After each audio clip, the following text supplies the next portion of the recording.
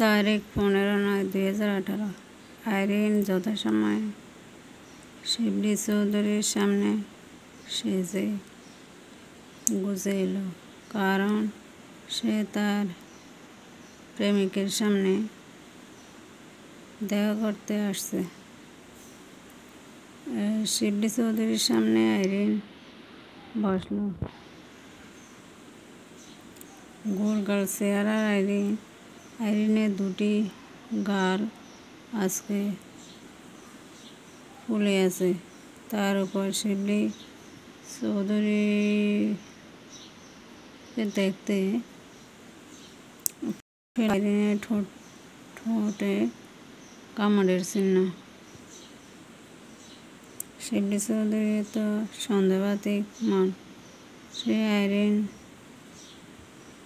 প্রশ্ন করে বসলো, কি ব্যাপার আইরিন? তুমি কি রাতে কোনো পুরুষ মানুষের সাথে বসবাস করেছিলে? তোমার কি দৈহিক সম্পর্ক হয়েছিল? তোমার ঠোঁটে কামড়ের চিহ্ন, তোমার গাল দুটি ফুলে আছে।